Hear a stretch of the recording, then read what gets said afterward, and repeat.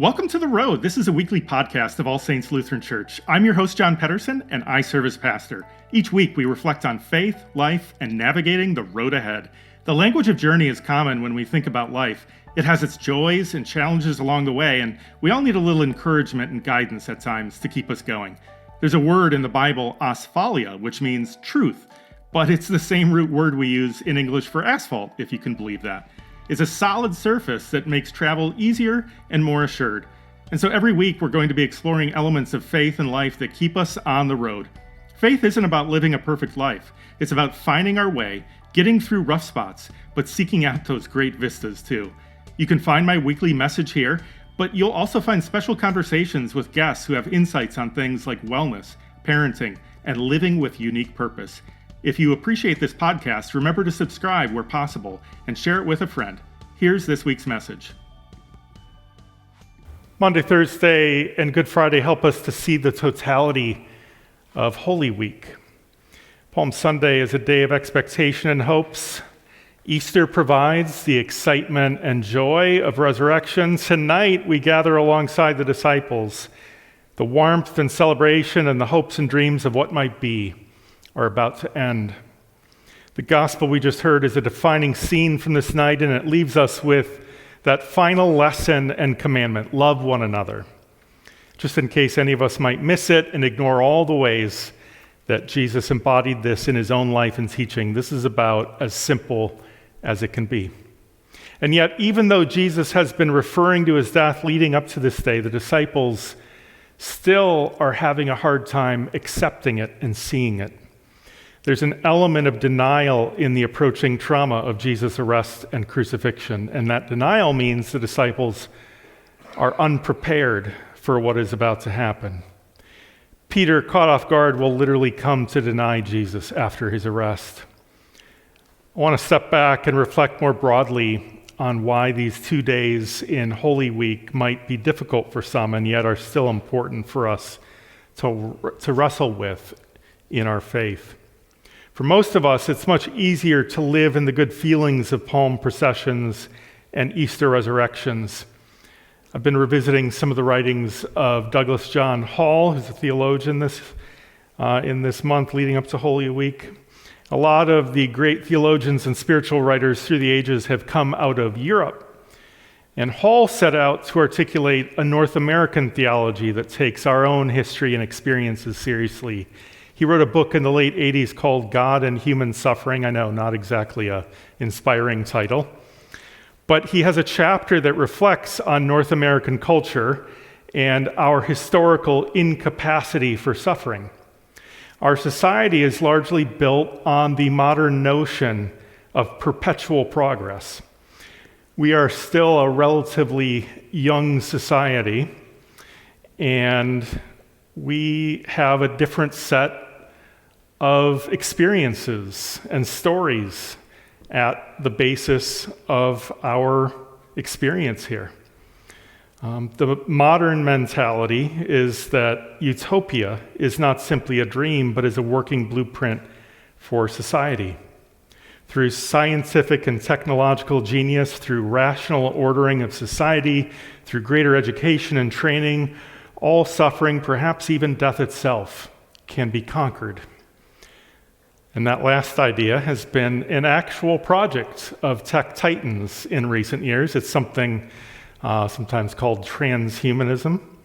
Some combination of science, vitamin cocktails, cryogenics, AI, and data storage will combine to allow people to live forever, they think. You might want to ask, to what expense? Modern advances have obviously brought improvements without question. We've all been beneficiaries of that. A lot of truth and reason in this pursuit. Greater understanding of the universe and human nature can be utilized for good. This is the default worldview, or has been for most of us. But Hall, back in the late 80s, wrote about how even then that worldview was showing cracks. He wrote, "The undeniable fact that so much could be changed led to the Promethean assumption that everything could be changed, that there was nothing rationality and mastery could not achieve. The pursuit of progress, of course, will continue, but if there were cracks showing in eternal optimism 40 years ago, then there are chasms today. Times like Maundy, Thursday, and Good Friday force us to confront moments in life that don't seem to line up with progress. They don't line up with our hopes and expectations. Easter is coming, and along with it, a message of hope and new life. That hope is just as real, and ultimately more so than the reality of betrayal and suffering that dominate the storyline of Thursday and Friday. And yet, to ignore this part of Jesus' journey in our own can leave us unprepared like the disciples. Tonight, it's worth naming what seems to be the opposite, what Christians over the centuries have called the dark night of the soul. None of us want to live through these times and places, but it's important to acknowledge. The alternative is to deny the reality of it. Any hint of it can seem to us a threat.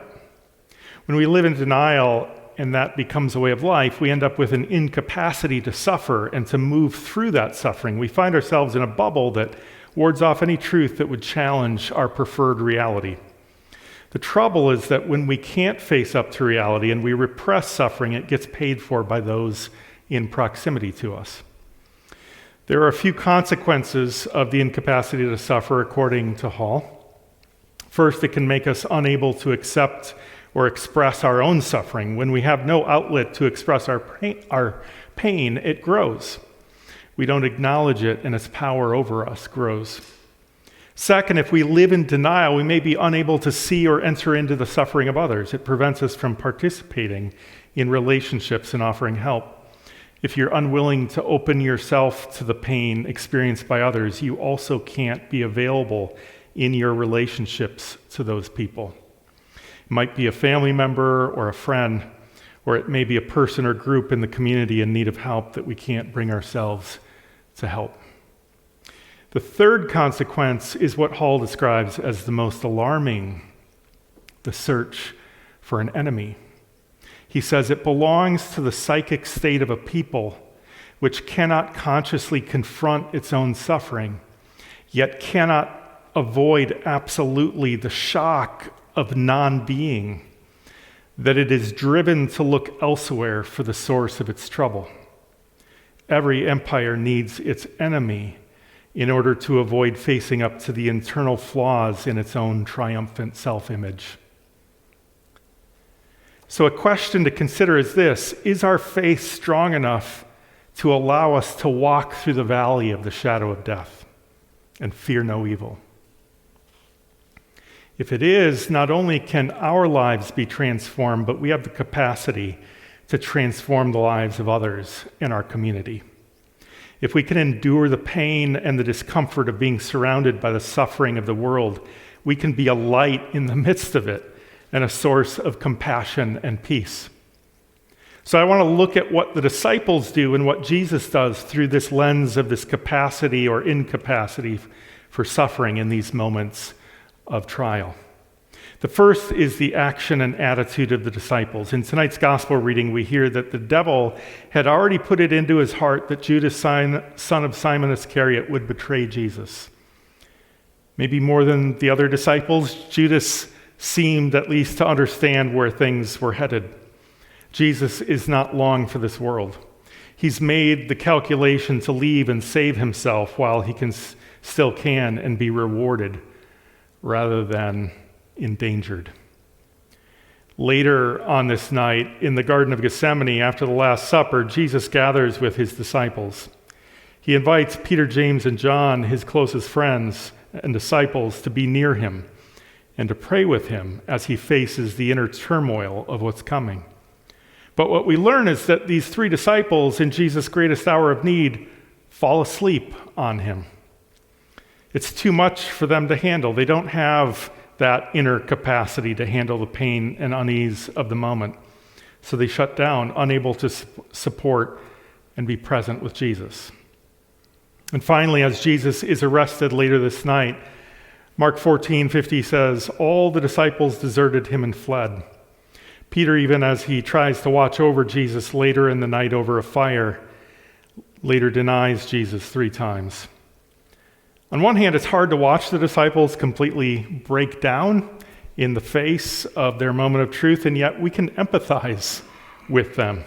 It's hard to imagine that we would do any different. Fortunately, what happens on this night is not defined by the disciples' actions, but the action and attitude of Jesus. The first clue is in the first verse of the gospel tonight. Jesus knew that his hour had come to depart from this world and go to the Father. Having loved his own who were in the world, he loved them to the end. He loved them to the end. They were not able to fully love him to the end, to pray with him, to stay with him, but he loved them to the end. And then Jesus, knowing what was in Judas' heart, removes his outer robe and washes their feet. In the face of betrayal, instead of isolating himself or lashing out, he composes himself and is able to venture through that time of darkness and mindfully share an expression of love with all his disciples. The outer robe was more decorative. It's usually signifying your status or role somehow. Jesus is removing that. He's claiming no higher position than his disciples. He's serving them, and that's why Peter protests at first. Why are you washing our feet? Usually only servants did that. It was a lowly task. Jesus demonstrates that the Christian way is not about status, but about service. He washes the feet of his betrayer and those who will abandon him. And that continues into the Last Supper as he serves them and breaks bread with the same disciples. And in the supper, he talks about the sacrifice he is about to make for them. He loves them to the end. And in Gethsemane, knowing that his time is near, he prays. He gathers his closest disciples to his side. And even on the cross, he forgives the crowd. Father, forgive them, for they know not what they do. His capacity for suffering and his ability to remain mindful and focused on others throughout the entire course of events is remarkable. Jesus calls us to love one another as he has loved us. That's an example that the disciples do not live up to, and too often we do not either. But the good news of this final gathering is that Jesus loves us and he loves each of us to the end. He doesn't love perfect disciples. He loves those of us who fall short and are still learning and seeking to follow in his path. Amen. That's this week's message. You don't have to navigate the road ahead alone. You can join with others at All Saints. Visit allsaintsmtka.org for more information. Have a great week.